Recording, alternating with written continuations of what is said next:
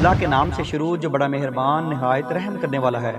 معزز ناظرین، 1000 ستونوں والا ایک خوابوں کا شہر جسے آج سے 3000 سال قبل ایک دیو ہیکل قوم نے تعمیر کیا تھا، ایک ایسا شہر جہاں ایک مصنوعی جنت بھی بنائی گئی تھی۔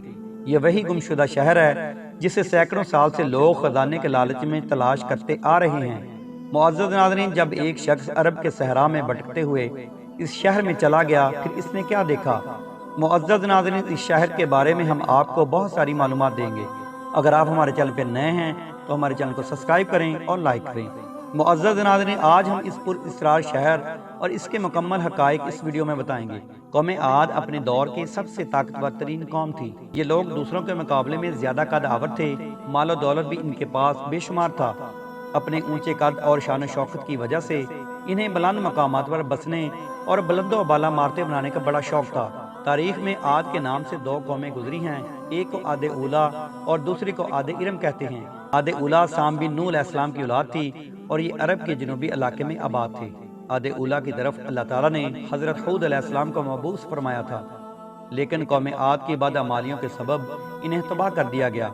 ان کے تباہ ہونے کے بعد حضرت ہود علیہ السلام بچے ہوئے لوگوں کو لے کر خضر موت کی طرف ہجرت کر گئے۔ ان کی رہائش احقاف کے علاقے میں تھی، جہاں اس قوم نے خوب ترقی کی اور اللہ تعالیٰ نے انہیں بے شمار نعمتوں سے نوازا، اور یہ قوم جس علاقے میں آباد تھے اسے شہر ارم کا نام دیا گیا۔ اس شہر کو ذات العماد بھی کہا جاتا ہے، جس کے معنی ہیں ستونوں والا شہر۔ یہ شہر طوفان نوح کے کئی سال بعد بسا اور کافی ترقی یافتہ تھا۔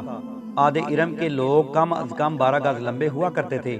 طاقت کا یہ حال تھا کہ بڑے سے بڑا پتھر جس کو کئی آدمی مل کر بھی اٹھا نہیں سکتے تھے، ان کو ایک آدمی ہی ایک ہاتھ سے اٹھا کر پھینک دیتا تھا۔ ان کے شہر کے 4 دیواریوں کے اندر بڑے بڑے محلات، اونچے اونچے ستون تھے۔ اللہ تعالیٰ نے اس خوبصورت شہر کا ذکر قرآن مجید فرقان حمید میں کچھ یوں ارشاد فرمایا ہے: کیا تمہیں معلوم ہے کہ تیرے رب نے قوم عاد سے کیا معاملہ کیا، یعنی ارم شہر والوں سے، جو بڑے بڑے ستونوں والے عمارتوں میں مسکن بناتے تھے، اور وہ لوگ جن کے زور قوت کے برابر کوئی قوم ان کے ملکوں میں پیدا ہی نہیں کی گئی تھی۔ مورخین نے لکھا ہے کہ عاد ارم امان، یمن اور عدن کے علاقے میں آباد تھے۔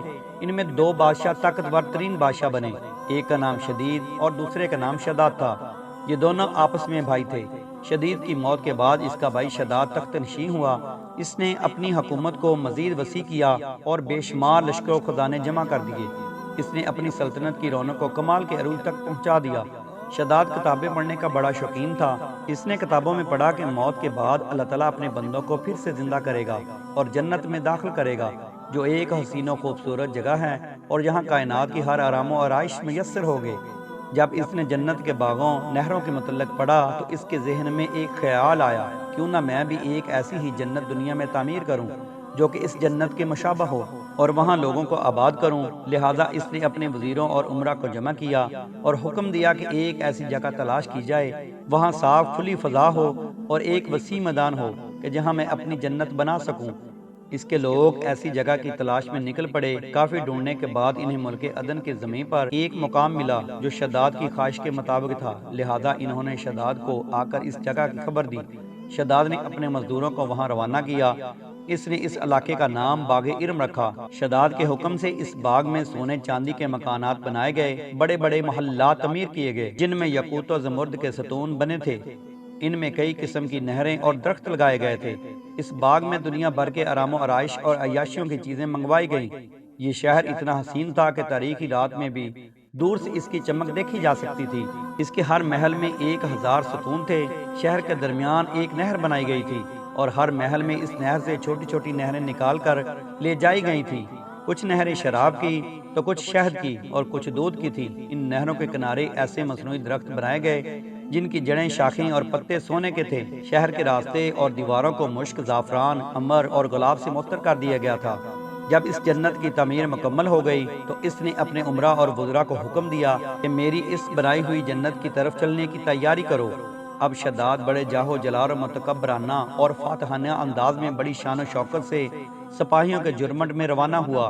جب وہ اس جنت سے صرف 1 کوس کے فاصلے پر پہنچا تو اللہ تعالیٰ نے اس پر عذاب بھیجا۔ آسمان سے ایک ایسی چیخ سنائی دی کہ شداد زمین پر گر پڑا اور اس نے اپنی ہی بنائی ہوئی جنت کی ایک جھلک بھی نہ دیکھی، اور وہ اسی مقام پر اپنے لشکر سمیت ہلاک ہو گیا۔ کوئی بھی اس شہر میں داخل نہ ہو سکا۔ شداد اور اس کے لشکر کے ہلاک ہو جانے کے بعد وہ شہر بھی لوگوں کی نگاہوں سے اوجھل کر دیا گیا، لیکن عدن کے گرد و نواح کے لوگوں کا یہ کہنا تھا کہ کبھی کبھی رات کے وقت اس علاقے کے ارد گرد اس کی کچھ روشنی اور جھلک نظر آ جاتی ہے۔ یہ روشنی اس شہر کی دیواروں کی ہے۔ روایت میں ہے کہ ایک صحابی رسول حضرت عبداللہ بن قلابہ مرتبہ اتفاق سے عدن کے علاقے میں چلے گئے۔ اچانک آپ کا ایک اونٹ بھاگ گیا۔ آپ اس کو تلاش کرتے کرتے اس شہر کے پاس پہنچ گئے۔ جب اس کے میناروں اور اس کی دیواروں پر نظر پڑی تو آپ بے ہوش ہو کر گر پڑے۔ جب ہوش آیا سوچنے لگے کہ اس شہر کی صورتحال تو ایسی ہی نظر آتی ہے جیسے حضرت محمد صلی اللہ علیہ وسلم نے ہم سے شداد کی جنت کے بارے میں بیان فرمایا تھا۔ اس کیفیت میں اٹھ کر وہ شہر کے اندر داخل ہو گئے۔ اس شہر کے اندر نہریں، درخت تھے، ایسی آرام و آرائش کی چیزیں موجود تھیں جو انہوں نے کبھی نہیں دیکھی تھی، لیکن وہاں کوئی انسان بھی نہیں تھا۔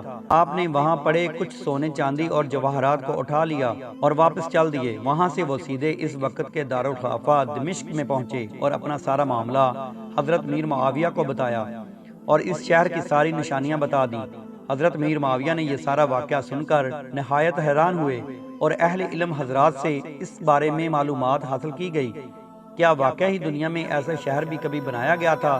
لہذا حضرت کعب بن احبار رضی اللہ تعالیٰ عنہ نے بتایا کہ ہاں، قرآن مجید میں بھی اس شہر کا ذکر موجود ہے، مگر اللہ تعالیٰ نے اس کو لوگوں کے نگاہوں سے چھپا دیا۔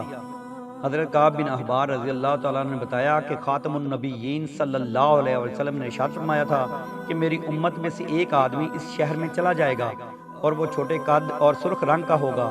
اس کے آبرو اور گردن پر 2 تل ہوں گے۔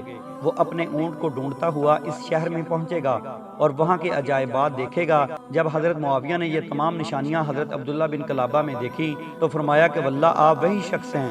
حضرت ناظرین، سن 1984 میں امریکی خلائی ایجنسی ناسا کی سیٹلائٹ سے لی جانے والی تصاویر کی مدد سے عمان میں ایک مقام دریافت کیا گیا۔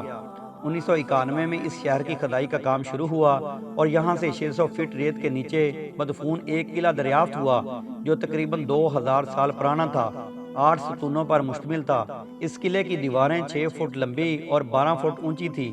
ماہرین کا کہنا تھا کہ یہ شہر خرید و فروخت کا ایک وقت کا عظیم الشان مرکز تھا جسے ارم شہر کہا جاتا تھا۔ یہ علاقہ تا قیامت لوگوں کے لیے عبرت کا نشان بن گیا۔ یہ تمام کھنڈرات، بسیدہ ستون اور محلات چیخ چیخ کر ہمیں بتا رہے ہیں کہ ہر چیز فنا ہونے والی ہے اور ہر چیز نے فنا ہو جانا ہے اور ہم سب نے اپنے رب کی طرف لوٹ کر جانا ہے، اور ہمیشہ باقی رہنے والی ذات تو صرف اللہ تعالیٰ کی ہے۔ اللہ تعالیٰ سے دعا ہے کہ ہمیں ایمان والی موت عطا فرمائے، آمین۔